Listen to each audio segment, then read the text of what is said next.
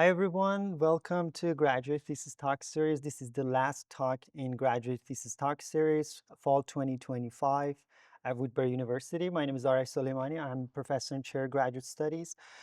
Today we're excited to welcome our speaker, Aroussiak Gabrielian. Before talking about the talk, I just want to note, I would like to note the passing of Frank Gehry, a truly transformative voice in architecture. His influence will continue for generations. Aroussiak Gabrielian is an environmental designer and bioartist working at the intersection of architecture, landscape, and media arts. Her practice engages living systems and atmospheric phenomena to rethink human and non-human relationships. Her work has been recognized with awards such as Emerging Designer Award, the Tomorrowland Projects Foundation Award, the Fast Company's World-Changing Ideas Award, and the Rome Prize. She has exhibited internationally at venues including the Getty Center, SXSW, Ars Electronica, Hyundai, Motor Studio Beijing, the Broad Art Lab, and A&D Museum, and the Ford Foundation Gallery.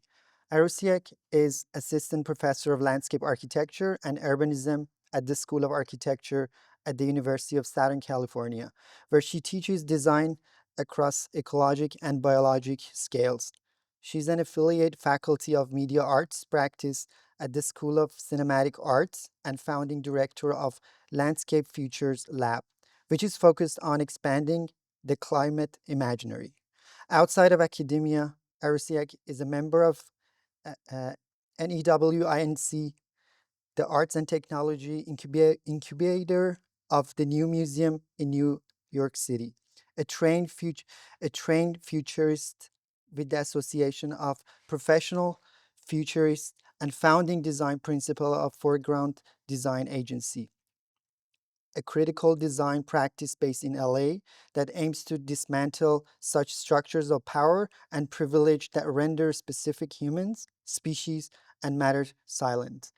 With that said, I would like to welcome Aroussiak to the podium.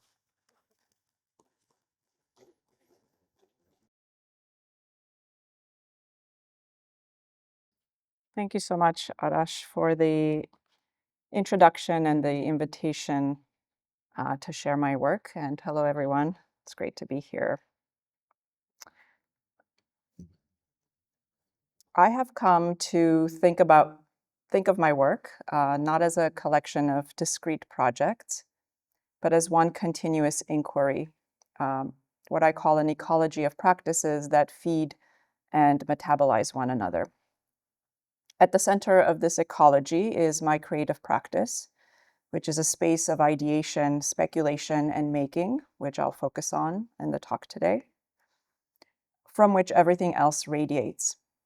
Around it orbit four porous modes of engagement: writing, which allows me to articulate and theorize what the practice knows through making. I'll talk a little bit about the various modalities of writing that I employ. The lab, where ideas are materialized through collaboration and experiment, often with scientists, microbes, or machines. Teaching, where I explore collectively with students, translating these questions into shared acts of discovery. And consulting, which grounds these ideas in strategic and applied terrains of design and policy. Each is a lens, a way of asking the same question differently. Together, they form a living feedback loop, continually transforming both the questions I ask and the forms they take. At the core of this ecology lies a simple, persistent question. What might it mean to design with life rather than simply for it?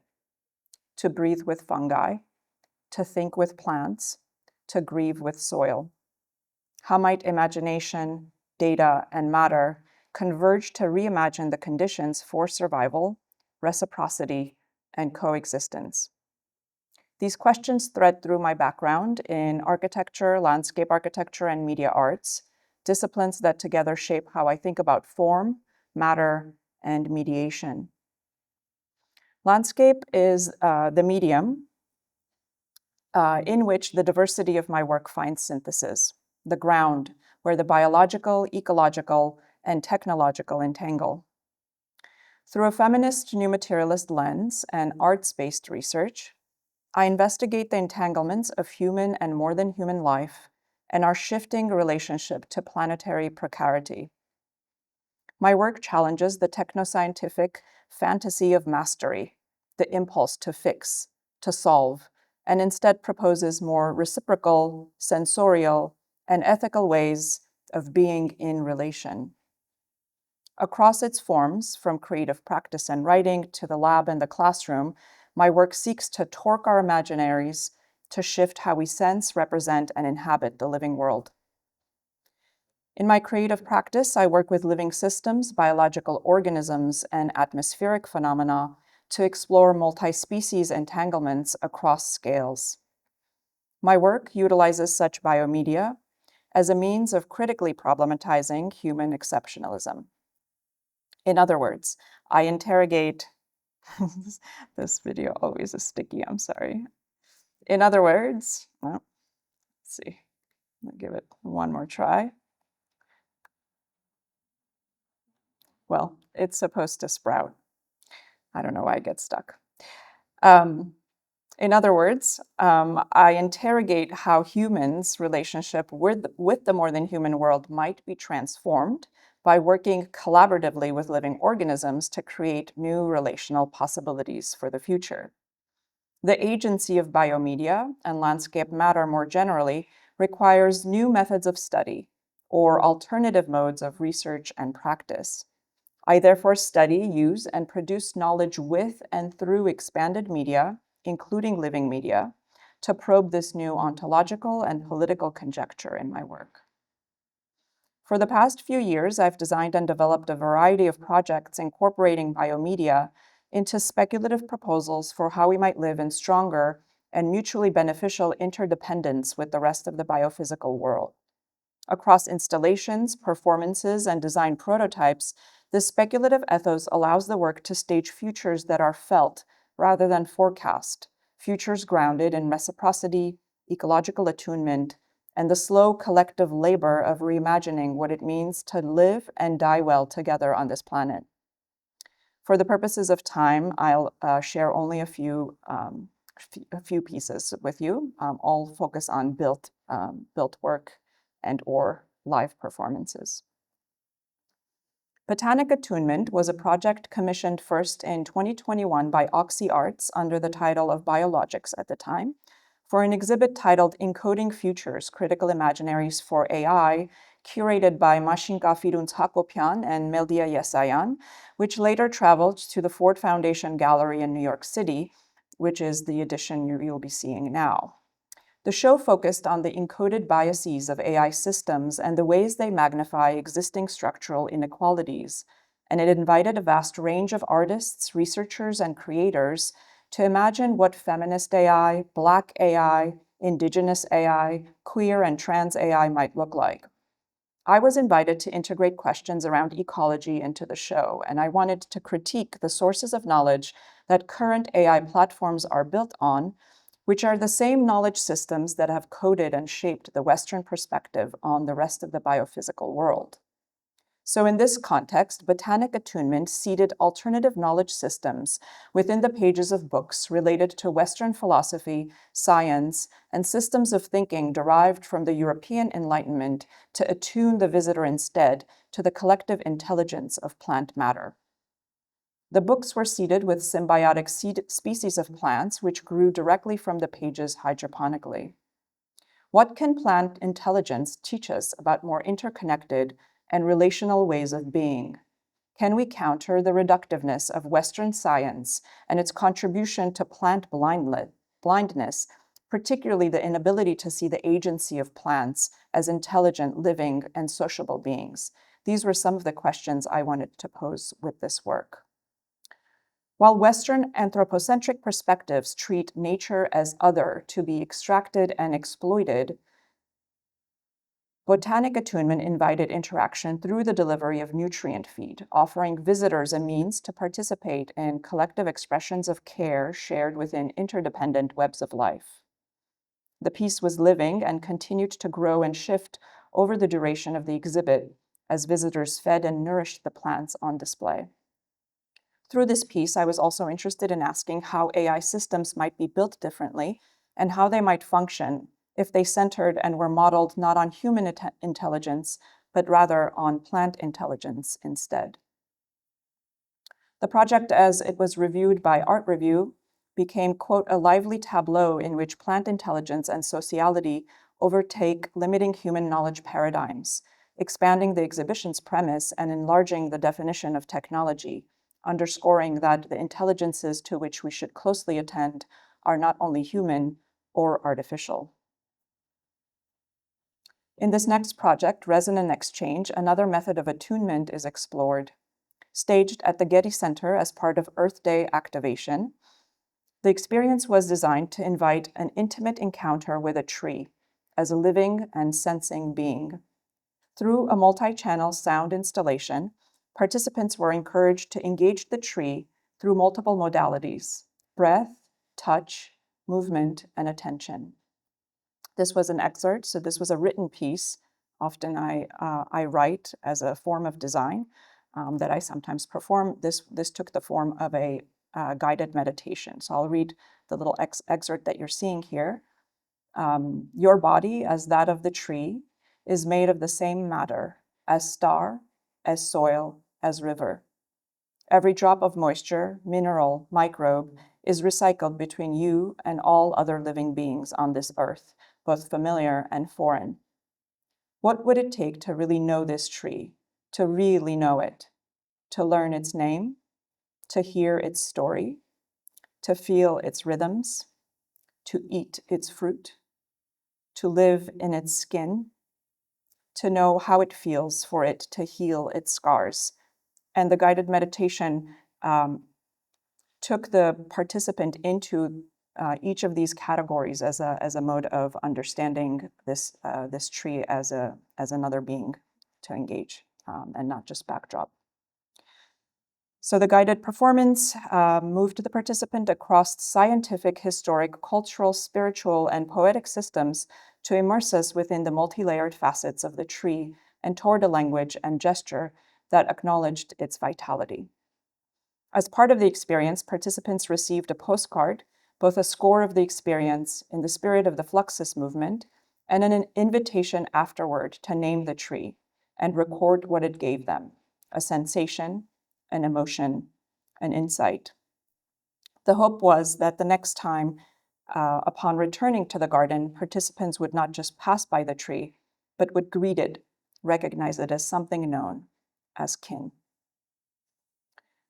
In this next project, Gibigiana, constructed for a string quartet performance at the American Academy in Rome in 2018, the project brings the animate quality of water as landscape matter to life through light and projection.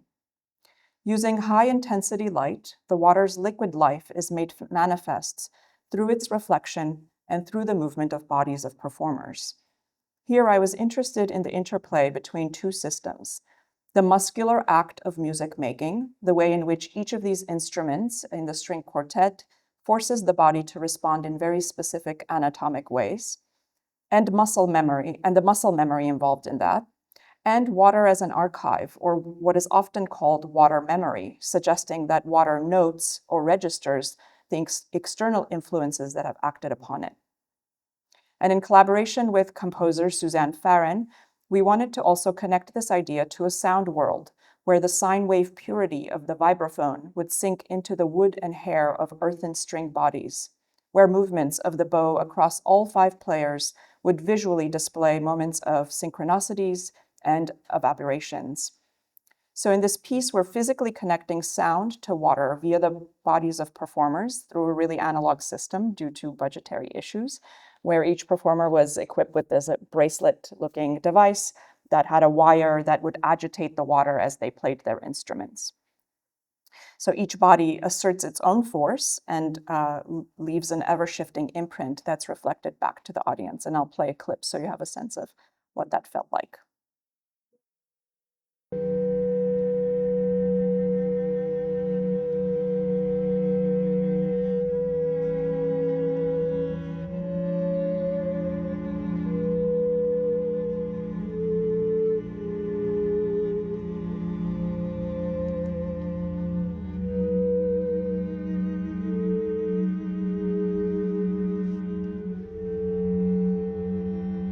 So the instruments that required more aggressive strumming, like the waterphone here, the ripples looked differently that were reflected back onto the screen.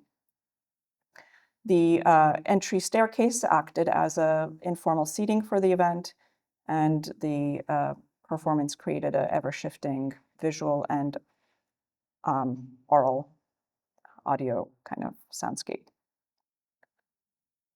So for the purposes of time here, I want to transition to a three-part design series and forthcoming book that I've been developing since 2019 that grapples more intimately with multi-species relationality. Taking on human-induced environmental catastrophe that impacts species and landscape processes across scales, from the microscopic to the atmospheric, this work attempts to make palpable the psychically distant worlds of the microbiome and the Arctic ice sheets, bringing climate stress and adaptation into the physical and corporeal realities of our everyday lives. Interrogating the position of the human in our environmental future, the series presents 3 design prototypes that catalyze new rituals of co-survival and extractive habits to open space for reciprocity, inviting humans into co-evolution with the more than human world. Each prototype addresses the contemporary condition of global crisis through a distinct element of landscape matter, focusing on the future of food production. That's the first prototype and chapter in the book on food. The diminishing security of our global water system, second prototype and chapter on water, and soil degradation and depletion, the third chapter and prototype, which grapples with waste. Collectively, these series projects a mode of environmental existence that dismantles the idea of human exceptionalism and demonstrates instead the complex webs of life upon which humans depend. It recognizes the precarity of life on our planet as human-induced climate change accelerates planetary decline and forces us to imagine how our possible and inevitable extinction might constructively contribute to life without us. Here you're seeing the thematic connections between the prototypes and the chapters and the funding sources and consultants that each prototype is engaging. And there's a range from microbiologists to entomologists to death doulas, glass artists, and you'll see how those come into each piece as I walk you through it. While this work is informed by feminist new materialism and queer theory, it's also deeply personal and rooted in lived experience. I conceived of the first prototype, titled Post-Human Habitats, following the birth of my daughter Zabed, a time when I was keenly aware and astounded by my body's ability to produce and deliver the exact nutrients that she required. I began to wonder how we might use our bodies to feed more than just our kin. Post-Human Habitats was fabricated in 2018 while in residence at the American Academy in Rome as a Rome Prize Fellow, in conversation with a hydroponics expert, fashion designer, and chef. Post-Human Habitats presents a wearable and edible landscape system powered and fertilized by human waste and doubling as an expanded ecosystem that attracts and integrates other animal and insect life. Food is the composite web of the technical, ethical, cultural, and affective. It is also the material embodiment of an increasingly complex but largely invisible assemblage of trophic encounters between different living species, and you're seeing some of that network here. Yet humans have intellectually positioned themselves outside the food chain, despite being host to millions of microbial organisms that are both nourished by our interiors and exteriors and are essential to our survival. The project imagines a new set of more than human customs and practices emergent around the cultivation, preparation, consumption of food, which is a radical break from the complex commodity chains of industrialized farming and eating. Yet rather than a nostalgic desire to return to natural economies of pre-industrial societies, the speculation responds to a new planetary landscape of depleted soils and the increasing threat of food insecurity. The project addresses a way of living and dying in the ruins of what we've created as a collaborative landscape practice of feeding each other. So all my prototypes work. They function even if they don't have a reason to. It's the architect in me. So each of these produced about 40 pounds of produce, and 22 different crops were grown on each cloak. And I collaborated with the Rome Sustainable Food Project, who harvested one of the cloaks and delivered finger foods for the opening night of the exhibit, which I'm seen here passing those around while I wear one of the cloaks. I'll go through these because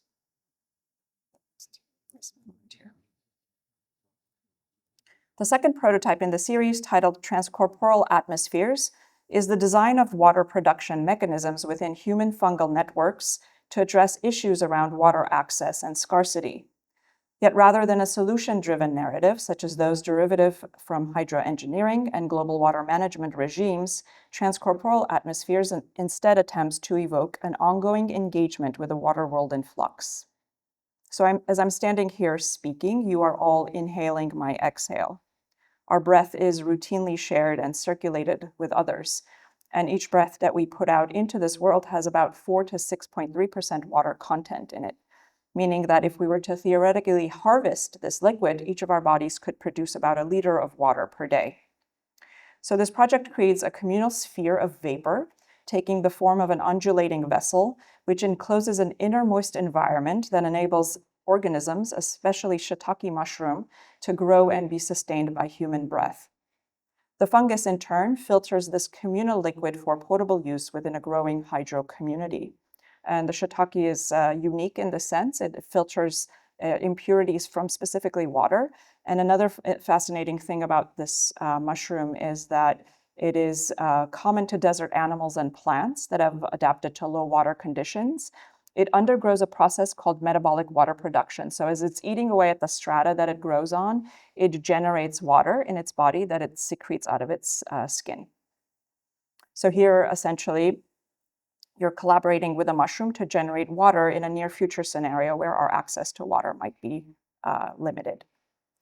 Transcorporeal Atmospheres thus explores what it means to share our breath and the water it contains with the multi-species world. It was important for me to work with a glass artist here to capture the creative agency of breath. This was blown glass, which is the shell, and it has these openings that you have to bring your mouth to inhale into this system that has an inner network of tubes that carry the liquid from your breath in a capillary system that was developed with a microbiologist to deliver it to the shiitake. This work, which was developed in consultation with a renowned mycologist and microbiologist, was fabricated as part of the creative science track at New Inc., the art and technology incubator of the New Museum in New York that Arash mentioned in the introduction, in collaboration with a glass artist, and was shortlisted for the Bio Art and Design Awards, as well as published in LA Plus Interdisciplinary Journal for Landscape Architecture. Here you're seeing some of the water that was generated.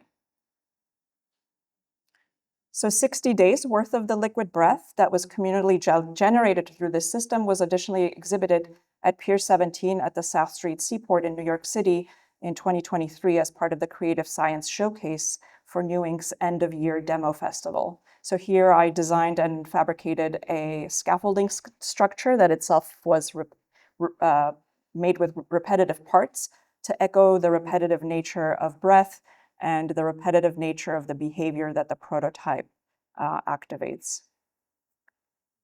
So each of the bottles that you're seeing, there's 60 of them, is 1 day's worth of liquid breath that was generated through this collaboration. And as the atmospherics on the pier changed, so did the look of this installation. The final design prototype in the Near Extinction Ritual series, titled Future Kin, considers the material waste of death, particularly in the face of mass species extinction. Death here is framed not as an endpoint, but as an active material process of decay and recomposition. Future Kin imagines how the more than human bodies that will accumulate from human misdeeds will not be wasted. They will be mourned in new rituals of grief that aim to catalyze ethical thinking. The speculation engages the underground food chain and considers the types of future relationships that we might form with the soil biome, putting in place acts of care that go beyond exploitative and instrumentally regimented forms of stewardship. It considers how our bodies in death could facilitate this new form of coexistence and how design could enable and accommodate this necessary exchange. Here you're seeing the 3 phases of decomposition and the material and chemical transformations that each supports. And I'm working here also with the scientific fact that most of the microbial life in our gut is actually found in soils. And it's not just soils that we've come into contact with in our lifetimes, but it's actually passed down through the mother's side in childbirth. So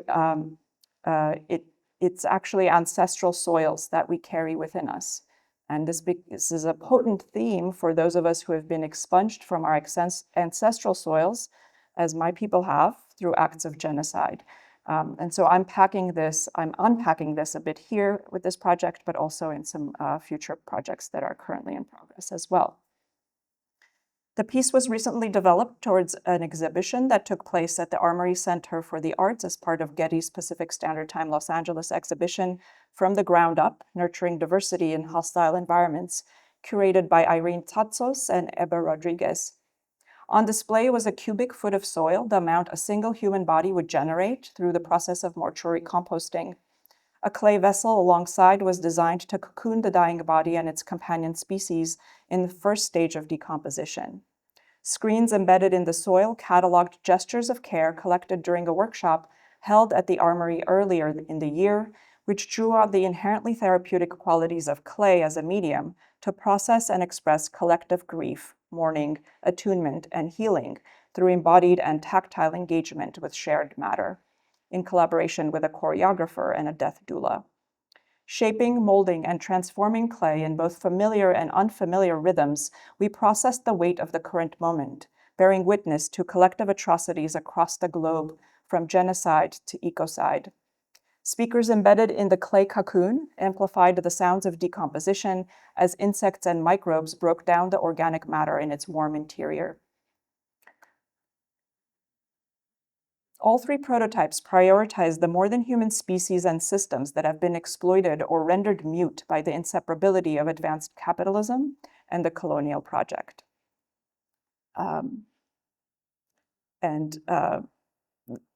Writing, as I mentioned, is a kind of key component of my practice. Not only something I do at the end of projects, which I do that as well as an academic, but also as a design process while I'm designing. If I'm feeling stuck, and this might be useful to students, I'll take a pause from making and I'll actually try to creatively write about the piece. And then there's an interesting feedback loop that happens between. But these are not that kind of writing. These are kind of more academic-oriented writing. So I want to here transition into to talk a bit about methodology that I use, and then to transition into some of the work that I do through my lab, which you'll see some of the same questions being asked, but through a more applied lens. So while bio, geo, and hydroengineering technologies have been developed and proposed to solve the environmental crises created by industrialized nations, my work aims to provide an alternative to these so-called fixes by inspiring us to imagine a more compassionate and collaborative form of earthly inhabitation, moving away from technoscientific methodologies towards methods used in future studies. Briefly, future studies is the systematic exploration of patterns and systems to envision how we might live otherwise and to open pathways towards those alternative worlds. Its power lies in pluralizing the future, creating narratives that resist inevitability and expanding a range of what we can imagine and build together. When integrated into landscape architecture and environmental design fields, futures thinking becomes a critical tool, one that allows us to reframe the climate crisis not as a technical problem to solve, but as a cultural, ethical, and planetary question to inhabit. Yet our collective capacity to imagine futures remains constrained by the very systems we rarely question: capitalism, anthropocentrism, Western chronologies of progress. Futures methodologies rupture those constraints. They expand the imaginative bandwidth of design, helping us sense, prototype, and inhabit futures that are more entangled, relational, and alive. And I got into these methodologies during my PhD studies when I was a research associate at the World Building Media Lab. And there we were exploring ways in which translating the futures field into design kind of methodologies. I've also written about these, and I consult as well on the side on futures-oriented design. Most recently, those projects have been for Nike, examining the future of athleticism, the Ford Motor Company, examining the future of zero-emission cities, the Michelson Center for Convergent Bioscience, Google Research, and work completed for the Wallace Annenberg Theater in Santa Monica for a production of King Lear that was set in 2030. So I was brought in to synthesize the socio-environmental context that would define the next decade. The alternative environmental futures that I've generated through these methods in my critical design studio, Foreground Design Agency, have been exhibited at venues, some of which Arash mentioned, and that's a really key way of disseminating my work is through exhibits. But it's also something I noticed while I was working on my creative projects is the really productive feedback loop that it developed with scientists, where I was not just working with them and gaining something through the relationship, but the scientists were rethinking their work by engaging my work. And I found this to be really exciting. So building on this productive art-science feedback or exchange and seeking to translate the speculative inquiry into applied design research, I established and now direct the Landscape Futures Lab platform at the USC School of Architecture, which functions as a design research incubator for climate imagination and innovation.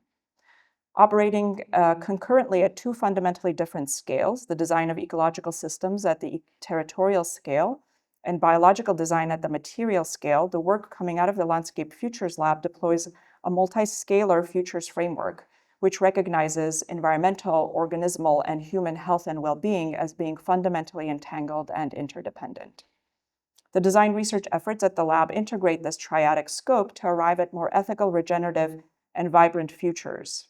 And the lab advances these aims through three specific areas of focus: enhancing transdisciplinary exchange, so collaborating across disciplines to develop innovative and cutting-edge pie-in-the-sky proposals for funding; experimentation, developing possibilities for new directions and methods for the field of landscape climate research and interdisciplinary inquiry in general; and developing multimodal community and science technology engagement opportunities, such as novel outreach processes through art, design, and emerging media. So with a network of affiliate faculty and also others on campus that I actually sought out during COVID when I couldn't do anything else, I just connected with colleagues across the university, and they became, as the lab was launched, they became affiliate faculty. So I'll put a theme out for the year and then develop projects along those themes and engage this brain trust collection of amazing colleagues to see if we might develop some prototypes that might have actual impact on the ground and a shorter time span.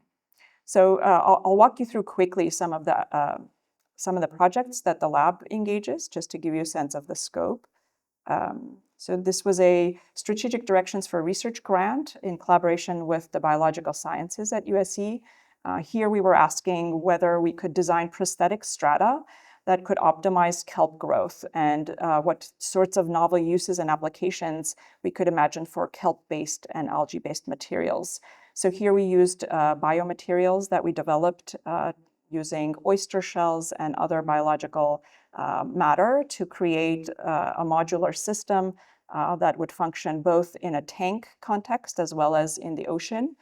Kelp forests are disappearing and they hold immense ecological value. So this was a way of reviving them. And we infused this material with beneficial bacteria that would work with the kelp to assist its growth.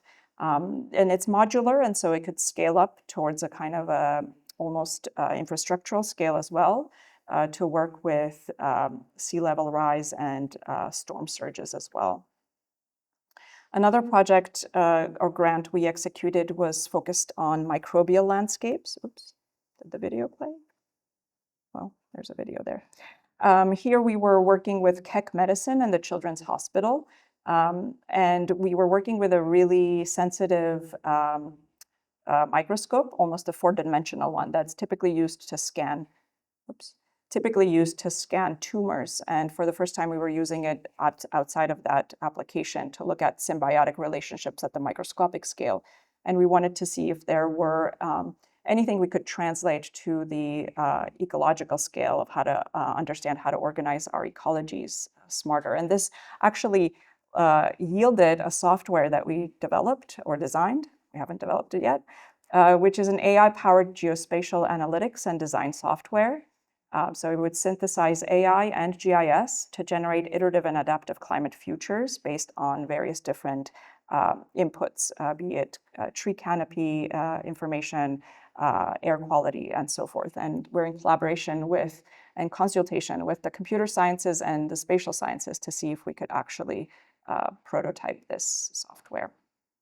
Another grant through USC Visions and Voices was in collaboration with the Audubon and focused on bringing awareness to the disappearing world of birds. And I taught an elective alongside focused on animal architecture, where we studied the logics of nesting of different animals and worked with AI to generate biomorphic forms, which the students then used to generate these structures that were exhibited at Clock Shop along the LA River, which engaged public in interesting ways to bring awareness to our disappearing coast species. This sort of community engagement effort also, we've worked with the USC Arts in Action, as well as the LA Commons, the LACMA Education and Public Programs, Willowbrook Inclusion Network, and the Landscape Justice Initiative to translate some of these community activation processes through novel media. Here you're seeing AR being used to think about how communities can participate in co-design processes with designers. And this was engaging the Willowbrook community to come up with and design memorials that would commemorate people, places, and things that are significant to the community themselves. And in that process, we created these memory theaters, which brought to life the artwork of community artists through projection, mapping, and sound. And this was a way to expand the public's imaginary of what creative methods could open up in terms of storytelling. There was also workshops we led with youth artists there, teaching them how to use their phones to 3D scan people, places, and things that were significant to them. And these were compiled in a kind of metaverse version of Willowbrook. And then on the other end of the spectrum is more kind of scientific-oriented work here. We're working with AltaSea and TestPlot to study whether kelp fertilizer could be a method of carbon farming. So because of the complex sugars in kelp, the hypothesis is that microorganisms in the soil wouldn't be able to break down that content, that matter. And so all the carbon that it's sequestered in the ocean could actually be held and stored in the soil. So we took over a plot of land on campus that was kind of an unassuming plot that no one used, and we set up these test plots. And so the campus became a kind of living lab where we worked with the biological sciences and the design students to study, to kind of track and monitor how if this was working or not. The work of the lab was recently exhibited at AltaSea. My students graduate students are my kind of design research team. And so they're directly hands-on involved in all the projects that we do. And then these themes also translate into my teaching. I won't focus too much here, but I teach climate-focused design studios, elective biodesign courses, and courses in landscape media at the School of Architecture. And I set the theme, as I mentioned. So these are the themes that both my teaching and the lab respond to. And most of these have been kind of planetary systems that we've taken on each year. So began with soils in 2020, then we focused on ocean systems. After COVID, we took on the atmosphere as our system. We've also looked at food systems, waste systems, and energy systems.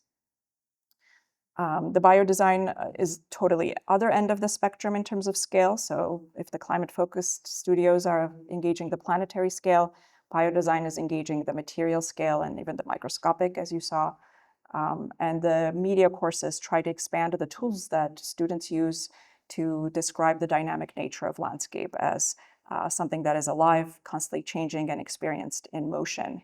Most of the tools that landscape has borrowed, of course, has been from architecture, which is a more static field. So here I look to time-based media, the cinematic arts, dance, music, and other temporal fields to borrow their tools and techniques to see if we can expand the ways in which we describe our surrounds. This is just some of the output. Students have done really well in the courses. I don't have to get into this. One other thing I do want to share is that the intellectual, this was biomaterials course, also connected to the lab where students were developing their own material. But the intellectual kind of threads that you saw in that feedback loop that I showed initially in terms of that ecology of practice that I described translates itself into the different modalities through which I engage with research. Another format for that is programming as well. This was a interdisciplinary series that I co-curated on the multiple manifestations and meanings of the ground. And we explored the ground both as a material, but also as a noun, the ground, a material, as a verb as well, to ground its agency, and as an adjective, to be grounded and situated. It invited a vast range of scholars, designers, artists to respond to various themes within the larger theme of ground. So there was a focus on material grounds, working grounds, ancestral grounds, archival grounds, shaky grounds, other grounds, broken grounds, and was essentially looking at how social, cultural, technological systems are all entangled within this medium. I'll stop there because I think we're over time. Thank you.